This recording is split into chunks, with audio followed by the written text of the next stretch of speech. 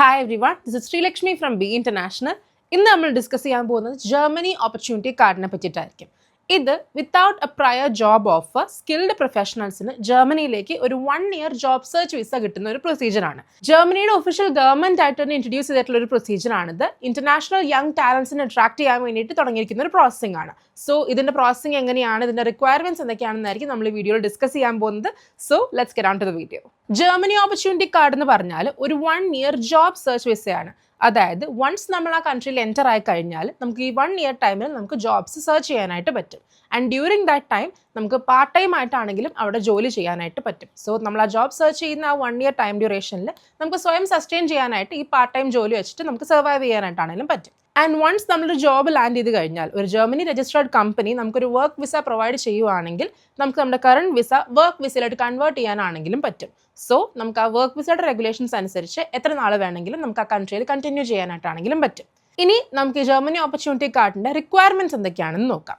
First requirement എന്ന് പറയുന്നത് age ആണ്. നമുക്കൊരു സ്പെസിഫിക് ഏജ് ലിമിറ്റിലുള്ളവർക്ക് മാത്രമേ ഈ പ്രോസസ്സിങ്ങിന് അപ്ലൈ ചെയ്യാനായിട്ട് പറ്റുള്ളൂ. ബിലോ 40 years ഓഫ് ഏജ് ഉള്ളവർക്ക് മാത്രമാണ് ഈ ഓപ്പർച്യൂണിറ്റി കാർഡിന് അപ്ലൈ ചെയ്യാനായിട്ടുള്ള പെർമിഷൻ ഉള്ളത്. സെക്കൻഡ് റിക്വയർമെൻറ്റ് എന്ന് പറയുന്നത് എഡ്യൂക്കേഷൻ ആണ്. നമുക്ക് മിനിമം ഒരു ഡിഗ്രി ഓർ 3 year ഡിപ്ലോമയാണ് ഇതിൻ്റെ മിനിമം എഡ്യൂക്കേഷണൽ ക്വാളിഫിക്കേഷൻ റിക്വയർമെൻറ്റ് എന്ന് പറയുന്നത്. ആൻഡ് ബിക്കോസ് ഈ പ്രോസസ്സിംഗ് ഒരു പോയിന്റ് ബേസ്ഡ് സിസ്റ്റം ആയതുകൊണ്ട് ഈ ഒരു ക്വാളിഫിക്കേഷൻ നമുക്ക് മീറ്റ് ചെയ്യാൻ പറ്റില്ല എന്നാണെങ്കിൽ നമ്മളിതിന് എലിജിബിൾ ആവില്ല. തേർഡ് റിക്വയർമെൻറ്റ് എന്ന് പറയുന്നത് എക്സ്പീരിയൻസ് ആണ്. നമുക്ക് മിനിമം 2 years ഓഫ് എക്സ്പീരിയൻസ് ആണ് നമുക്ക് വേണ്ടത്. അത് ഏതെങ്കിലും ഒരു 2 years ഓഫ് എക്സ്പീരിയൻസ് ആയാൽ പോരാ, നമ്മൾ എന്താണോ പഠിച്ചിട്ടുള്ളത് നമ്മളുടെ എഡ്യൂക്കേഷനോട് റെലവൻ്റ് ആയിട്ടുള്ള 2 years ഓഫ് എക്സ്പീരിയൻസ് ഉണ്ടെങ്കിൽ മാത്രമേ നമുക്ക് പോയിന്റ്സ് ക്ലെയിം ചെയ്യാനായിട്ടോ അല്ലെങ്കിൽ എലിജിബിലിറ്റി ക്ലെയിം ചെയ്യാനായിട്ടോ സാധിക്കുകയുള്ളൂ. ഫോർത്ത് ക്രൈറ്റീരിയ എന്ന് പറയുന്നത് ലാംഗ്വേജ് റിക്വയർമെൻ്റ് ആണ്. ഇത് ഈ പ്രോസസ്സിങ്ങിൻ്റെ ഒരു ഹൈലൈറ്റ് പോയിന്റ് ആണ്. നമുക്ക് യാതൊരു ലാംഗ്വേജ് റിക്വയർമെൻറ്റും ഇതിന് വരുന്നില്ല.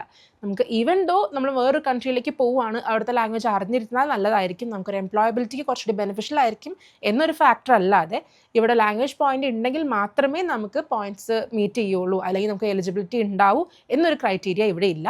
സോ ജർമ്മൻ ലാംഗ്വേജ് അറിയില്ല എന്നുണ്ടെങ്കിലും IELTS പോലൊരു ലാംഗ്വേജ് ടെസ്റ്റ് നിങ്ങൾ പഠിച്ചിട്ടില്ല എന്നുണ്ടെങ്കിലും നമുക്ക് ഈ പ്രോസസ്സിങ്ങിന് അപ്ലൈ ചെയ്യാനായിട്ട് പറ്റും, പ്രൊവൈഡഡ് ബാക്കി എലിജിബിലിറ്റി ക്രൈറ്റീരിയാസ് നമ്മൾ മീറ്റ് ചെയ്തിട്ടുണ്ടെന്നാണെങ്കിൽ നമുക്കിത് അപ്ലൈ ചെയ്യാനായിട്ടാണെങ്കിലും സാധിക്കും. നെക്സ്റ്റ് ഫാക്ടർ എന്ന് പറയുന്നത് പോയിന്റ് സിസ്റ്റം ആണ്. ജർമ്മനി ഓപ്പർച്യൂണിറ്റി കാർഡ് ഒരു പോയിന്റ് ബേസ്ഡ് പ്രോസസ്സിംഗ് ആയതുകൊണ്ട് നമുക്കിതിന് എത്ര പോയിന്റ്സ് വേണം, എങ്ങനെയാണ് പോയിന്റ്സ് ക്ലെയിം ചെയ്യുന്നുള്ള കാര്യങ്ങളൊക്കെ നമുക്ക് ഈ സെക്ഷനിൽ നോക്കാം. ഇതിന് മിനിമം 6 points ആണ് നമ്മുടെ എലിജിബിലിറ്റി റിക്വയർമെൻറ്റ് എന്ന് പറയുന്നത്. അതായത് നമ്മൾ ഡെമോഗ്രാഫിക് ക്വാളിഫിക്കേഷൻസ് വെച്ച് നോക്കുമ്പോൾ മിനിമം 6 points എങ്കിലും നമുക്ക് ക്ലെയിം ചെയ്യാൻ പറ്റുമെങ്കിൽ മാത്രമേ നമുക്ക് ഈ പ്രോസസ്സിങ്ങിന് അപ്ലൈ ചെയ്യാനായിട്ട് പറ്റുള്ളൂ.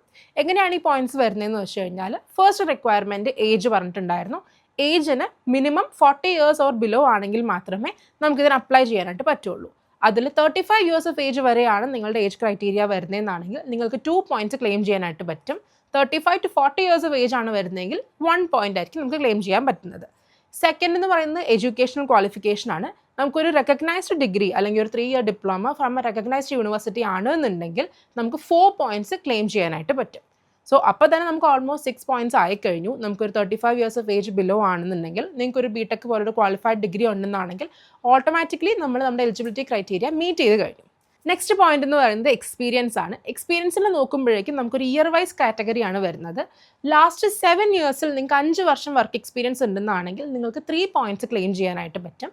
ഇനി അതില്ലാന്നുണ്ട് ലാസ്റ്റ് 5 years നമുക്ക് 2 years വർക്ക് എക്സ്പീരിയൻസേ വരുന്നുള്ളൂ എന്നാണെങ്കിൽ നമുക്ക് 2 points ആണെങ്കിലും ക്ലെയിം ചെയ്യാനായിട്ട് പറ്റും. മെയിൻ പോയിന്റ്സ് ഈ 3 ആണ്. ഏജ്, എഡ്യൂക്കേഷൻ, എക്സ്പീരിയൻസ് ആണ് നമ്മുടെ മെയിൻ ക്രൈറ്റീരിയ എന്ന് പറയുന്നത്.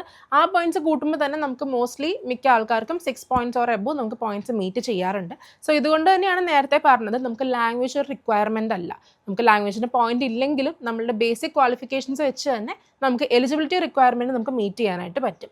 ഇനിയിപ്പോൾ ഇൻ കേസ് നമുക്ക് മീറ്റ് ചെയ്യുന്നില്ല, ഇനിയിപ്പോൾ ഒരു 35 years എബോവ് നമുക്ക് ഏജ് ഉള്ള ഒരാളാണെങ്കിൽ ഏജിന് 1 point ആയതുകൊണ്ട് നമുക്ക് 6 points ക്രൈറ്റീരിയ മീറ്റ് ചെയ്യാൻ പറ്റില്ല എന്നുണ്ടെങ്കിൽ അഡീഷണലി നമുക്ക് എങ്ങനെയാണ് കുറച്ച് പോയിന്റ്സും കൂടെ ഏൺ ചെയ്യാൻ പറ്റുക എന്നുള്ളത് നമുക്ക് നോക്കാം.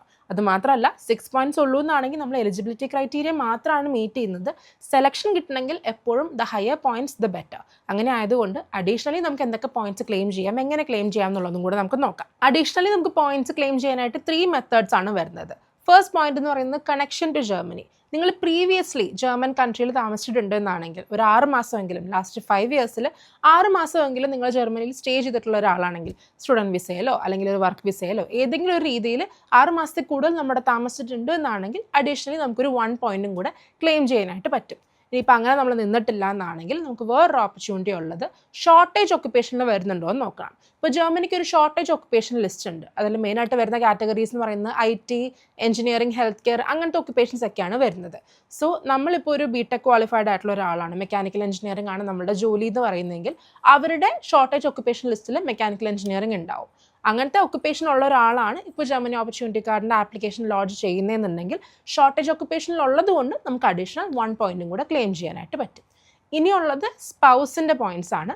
ഇപ്പോൾ ഒരു മാരിഡ് ആയിട്ടുള്ള ഒരു ആപ്ലിക്കൻറ്റ് പ്രോസസ്സിങ് ചെയ്യുവാണ്, ആപ്ലിക്കേഷൻ ലോഡ്ജ് ചെയ്തു, ആൾക്ക് ഇത്രയും പോയിന്റ്സ് ആണ് വരുന്നത്. സോ ആളുടെ വൈഫും കൂടെ ഇൻഡിവിജ്വലി ഒരു അനദർ ആപ്ലിക്കേഷൻ ലോഡ്ജ് ചെയ്യുവാണെങ്കിൽ രണ്ടുപേരും ഈ 6 പോയിന്റ് ക്രൈറ്റീരിയ മീറ്റ് ചെയ്യുന്ന എലിജിബിൾ ആയിട്ടുള്ള 2 കാൻഡിഡേറ്റ്സ് ആണെങ്കിൽ രണ്ടുപേർക്കും ഈച്ച് അതർ കോംപ്ലിമെൻറ്റ് ചെയ്യാനായിട്ട് പറ്റും. അതായത് ഹസ്ബൻഡിൻ്റെ ഒരു 1 പോയിന്റ് വൈഫിൻ്റെ പ്രൊഫൈലിലേക്കും ആഡ് ചെയ്യാൻ പറ്റും, വൈഫിൻ്റെ 1 പോയിന്റ് ഹസ്ബൻഡിൻ്റെ പ്രൊഫൈലിലേക്കാണെങ്കിലും ആഡ് ചെയ്യാനായിട്ട് പറ്റും. സോ അഡീഷണലി 1 പോയിന്റ് ഈച്ച് പ്രൊഫൈലിലേക്കും ആഡ് ചെയ്യാൻ പറ്റും.